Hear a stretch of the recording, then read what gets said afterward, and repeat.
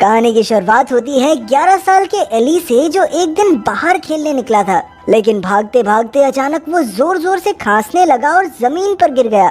तभी अचानक उसका पूरा शरीर एकदम लाल होकर जलने लगा। एली जोरों से मदद के लिए चिल्लाया, लेकिन किसी ने उसकी आवाज नहीं सुनी। उसी पल एली जाग उठा और हम देखते हैं कि वो अपने घर में एक खास बबल में रहता था। असल में उसे काफी खतरनाक बीमारी थी, जिसकी शुरुआत कुछ साल पहले ही हुई और इसी वजह से उसे बाहर की हवा से कुछ एलर्जी हो गई थी। खैर, उसकी माँ रोज उसे बेहद प्यार करती थी। एली की हर चीज को पहले अच्छे से साफ करना पड़ता और उसे खुद ही एक गीले कपड़े से अपने शरीर की सफाई भी करनी पड़ती। वो जब भी बाहर निकलता तो उसे एक ऐसा सूट पहनना पड़ता जो साइंटिस्ट कोरोना में डाल के घूम रहे थे। फिर एक दिन एली अपनी माँ रोज और पिता पॉल के साथ एक नए हॉस्पिटल की ओर निकला। उन्हें पता चला था कि शायद वहाँ एली की बीमारी का इलाज हो सकता है। कई घंटों बाद वो अपनी मंजिल तक पहुँचे, जहाँ एली ने देखा कि हेली नाम की एक लड़की उन्हें चुपचाप देख रही थी। असल में वो कोई हॉस्पिटल नहीं बल्कि एक पुरानी हवेली थी, जिसके दरवाजे स्टील से बने थे। पहले एली को अंदर भेजा गया और उसके पूरे शरीर पर दवाई छिड़क कर कीटाणु मिटाए गए। इसके बाद रोज और पॉल के साथ भी यही हुआ। फिर उनकी मुलाकात डॉक्टर हॉर्न से हुई, जो पिछले कई सालों से इस नए इलाज का इस्तेमाल बच्चों पर कर रही थी। एली ने पूछा कि उसने अब तक कितने बच्चों को ठीक किया था, लेकिन हॉर्न ने उसकी बात को अनसुना करते हुए कहा कि वो एली को बेहतर करने की पूरी कोशिश करेगी। फिर उसने एली को अपना सूट उतारने को कहा, क्योंकि पूरी हवेली की हवा पहले ही साफ कर दी गई थी, लेकिन बेचारा एली अब भी डर रहा था। इसके बाद उसने उन्हें हवेली दिखाई और तभी एली ने एक अदृश्य दरवाजा देखा, जिसके पीछे पहले तो एक लड़की थी, लेकिन वो अचानक गायब हो गई। एली को लगा कि शायद ये उसका वहम होगा, लेकिन बाद में हॉर्न ने उसे हवेली के उस भाग में जाने से मना कर दिया। फिर डॉक्टर ने उसे उसका नया कमरा भी दिखाया, जिसमें एक बाथरूम भी था, जहां पहले से साफ किया हुआ पानी आता था। आखिरकार एली ने अपना सूट निकाला और उसके शरीर को कुछ नहीं हुआ। आज कई साल बाद उसने अपने माँ बाप को गले लगाया और उसकी खुशी का ठिकाना नहीं था। फिर एली नहाने गया और खुशी के मारे उसकी आंखें भर आई। इसके बाद वो सोने गया, लेकिन अचानक उसे भयानक सी आवाजें सुनाई देने लगी। उसने खिड़की के पास जाकर एक अजीब सा मच्छर देखा और तभी अचानक कांच पर भाप आ गई, मानो वहाँ कोई सांस ले रहा हो। उस भाप पर एकदम से हाथ के निशान आ गए और बेचारा एली इतना डर गया कि भागकर अपने माँ बाप के पास चला गया। अगली सुबह उसने डॉक्टर हॉर्न को कल रात वाला किस्सा सुनाया, लेकिन हॉर्न कहने लगी कि दवाई के कारण उसे ऐसे बुरे सपने आ रहे हैं। इसके बाद उन्होंने एली को ऑपरेशन थिएटर में ले जाकर इलाज के पहले पड़ाव की शुरुआत की। एली ने कुछ पूछना चाहा, लेकिन नर्स ने उसे सवाल पूछने से मना कर दिया। फिर उन्होंने एली को लेटाकर एक मशीन से उसका सर जकड़ दिया, जिससे वो काफी घबरा गया। इसके बाद हॉर्न ने उसकी पीठ में कट लगाकर उसे अजीबोगरीब इंजेक्शन दे दिए। तभी एली को एक कुर्सी के पीछे काफी खौफनाक चीजें दिखाई देने लगी और वो वहीं बेहोश हो गया। जब उसकी आंख खुली तो उसने देखा कि वो टेबल से बंधा हुआ था और उसकी त्वचा बुरी तरह जल रही थी, लेकिन पास खड़ी नर्स बस चुपचाप उसे देखती रही। तभी एली की आंख फिर से खुली और उसे एहसास हुआ कि ये एक बुरा सपना था। अब वो अपने कमरे में था और तभी उसने देखा कि हेली बाहर से उसकी खिड़की पर पत्थर फेंक रही थी। एली तुरंत भागकर नीचे गया और एक बड़े कांच के सामने आकर उससे बातें करने लगा। तभी हेली ने उसे जादू दिखाते हुए अचानक अपने हाथ पर आग जला ली, जिसे देखकर एली हैरान रह गया। हेली जानती थी कि एली बीमार है और उसने कहा कि आज तक जो भी पेशेंट इस हवेली में आया वो यहाँ से बाहर नहीं निकला। एली ने हेली को अंदर आने को कहा, लेकिन हेली को ये हवेली और वो डॉक्टर दोनों डरावने लगते थे। खैर, जब एली अपने कमरे में जाने लगा तो उसे अचानक फिर से वही खौफनाक लड़की दिखाई दी। उसी पल लाइट चली गई और वो लड़की एली का पीछा करने लगी। एली डरकर बहुत तेजी से भाग रहा था कि तभी लाइट आ गई और उसे एक भूत की परछाई दिखाई दी, लेकिन ये तो सिर्फ उसके पिता पॉल ही थे। फिर रात को एली ने पॉल और रोज को इस बारे में बताया, लेकिन किसी ने उस पर यकीन नहीं किया। रात को जब वो सोने लगा तो उसे फिर से वही आवाजें सुनाई दी। उसने देखा कि पर्दे के पीछे एक अजीब सी परछाई थी, जिसके पैर ही नहीं थे। एली ने धीरे धीरे जाकर पर्दा हटाया, लेकिन वहाँ तो कुछ भी नहीं था। इसके बाद उसने कांच पर भाप बनाकर अपना नाम लिखा, पर अचानक उसके नाम से ई हटकर पीछे जुड़ गया और बन गया लाए। इससे एली बुरी तरह डर गया और वो गलती से अपनी अलमारी से जा टकराया, जहाँ उसे शीशे में उसी भूत की परछाई दिखाई दी। एली डर कर नीचे गिर गया और फिर अचानक कोई उसके पैर पकड़कर घसीटने लगा। असल में ये उसके माँ बाप ही थे जो उसे शांत कर रहे थे। और फिर डॉक्टर हॉर्न ने उसे नींद का इंजेक्शन देकर सुला दिया। अब रोज को अपने बेटे की काफी चिंता होने लगी थी, पर डॉक्टर हॉर्न ने कहा कि दवाइयों की वजह से उसे ऐसे सपने आ सकते हैं। अगले दिन एली को दूसरे पड़ाव के लिए ले जाया गया और उसे और भी ज्यादा मशीनों में बंद कर दिया गया। आज के इंजेक्शन से उसकी त्वचा फिर से जलने लगी और फिर नर्सिस ने उसके सर में ड्रिल से छेद कर दिया। तभी एली दर्द की वजह से बेहोश हो गया।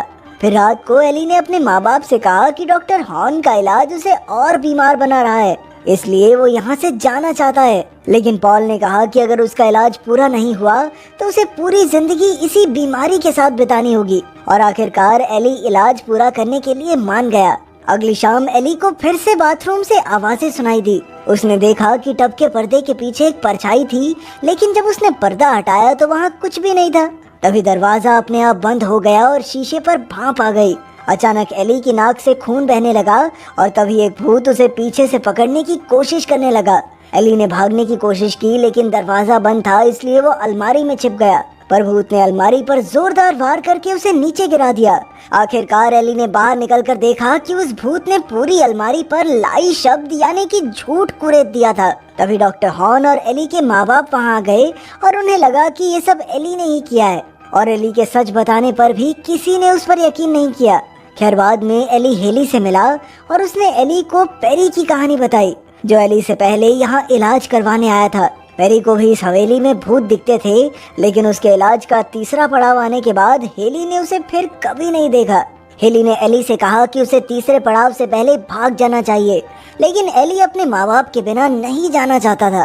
फिर जब वो लौट रहा था तो अचानक फिर से लाइट चली गई और कोई उसे घसीटने लगा। तभी एली ने देखा कि ये पिछले 3 पेशेंट्स की आत्मा थी। उन्होंने एली को स्टील के दरवाजे की ओर धकेल कर अचानक दरवाजा खोल दिया। बाहर की हवा की चपेट में आते ही एली का शरीर बुरी तरह जलने लगा, पर उसके माँ बाप ने ऐन वक्त पर वहाँ आकर उसे बचा लिया। फिर एली ने हॉर्न पर पेरी की मौत का इल्जाम लगाया, लेकिन डॉक्टर हॉर्न ने उसे एक इंजेक्शन देकर बेहोश कर दिया। इसके बाद रोज एली को दवाई देने आई। एली ने दवाई लेकर रोज को गले लगा लिया और तब उसने ध्यान से देखा कि अलमारी पर ली नहीं बल्कि 317 नंबर लिखा हुआ था। फिर रोज के जाने के बाद उसने दवाई थूक दी, क्योंकि उसने गोली लेने का सिर्फ नाटक किया था। उधर हॉर्न ने एली का सूट जला डाला ताकि वो हवेली से भाग न सके। बाद में एली ने हेली को उन भूतों के नंबर 317 के बारे में बताया। हेली ने कहा कि ये किसी दरवाजे का खुफिया कोड हो सकता है। फिर रात को एली अपने कमरे से निकला और उसी दरवाजे पर गया जहां डॉक्टर हॉर्न ने उसे जाने से मना किया था। उसने कोड लगाया और दरवाजा खुल गया। इसके बाद वो डॉक्टर हॉर्न की लैब में पहुंचा, जहां उसने पुराने पेशेंट्स की फाइल ढूंढी। एली ने सबकी फाइल्स देखी तो पता चला कि सभी पेशेंट्स तीसरे पड़ाव में आकर एक दर्दनाक मौत मारे गए। पर तभी एक नर्स ने एली को वहां देख लिया और वो भाग निकला। अब एली ने ये सारी सच्चाई अपने पिता पॉल को बताई और पॉल ने उसे गले लगा लिया, पर इसी बहाने उसे बेहोशी का इंजेक्शन दे दिया गया। लेकिन एली पर इसका कोई असर नहीं हुआ, इसलिए नर्सिस उसे घसीटकर ऑपरेशन थिएटर में ले जाने लगी। तभी एली ने देखा कि उनकी गाड़ी में आग लग गई थी और वो समझ गया कि उन्हें फंसाया जा रहा है। उसने भागकर वो फाइल्स ढूंढी ताकि वो सच्चाई को सबके सामने ला सके, लेकिन तब तक तो उन नर्सिस ने सारी फाइल्स छुपा दी थी। अब एली ने एक चाकू उठाया और सबको दूर हटाकर डॉक्टर हॉर्न के कमरे तक पहुंच गया। वहाँ एक तस्वीर थी जिससे खुलासा हुआ कि डॉक्टर हॉर्न और उसकी नर्सिस असल में नन्स थी। तभी उसे दोबारा वही मच्छर दिखाई दिया जो उसे एक खुफिया दरवाजे की ओर ले गया। एली ने दरवाजा खोलकर देखा तो वहाँ भयानक सीढ़ियाँ थी, और जैसे ही वो नीचे पहुंचा तो उसने एक कुआं देखा जो ढका हुआ था। तभी अचानक दरवाजा बंद हो गया और हॉर्न और उसके माँ बाप ने मिलकर उसे वहीं कैद कर दिया। अचानक उसे एलर्जी होने लगी और उसकी त्वचा लाल हो गई, लेकिन कुछ ही पलों में उसकी स्किन फिर से ठीक होने लगी। दूसरी ओर हॉर्न इलाज के तीसरे पड़ाव की तैयारी करने लगी और रोज आखिरी बार अपने बेटे से मिलने वापस आई। उसने देखा कि एली तो बेहोश पड़ा था, इसलिए वो तुरंत पिंजरे का ताला खोलकर अंदर गई। लेकिन एली असल में नाटक कर रहा था और वो रोज को चकमा देकर भाग गया। उसने वो बड़े कांच वाली दीवार तोड़कर हेली के पास जाने की कोशिश की, लेकिन बदकिस्मती से कांच नहीं टूटा और तब तक पॉल उसे पकड़कर वापस हॉर्न के पास ले गया। उधर रोज ने देखा कि कुएं के पास एक छुरा पड़ा था, और जैसे ही उसने कुएं का ढक्कन हटाया तो उसके होश ही उड़ गए, क्योंकि उसके अंदर सभी पुराने पेशेंट्स की गली सड़ी लाशें पड़ी थी। इससे साफ हो गया कि एली बिल्कुल सच कह रहा था।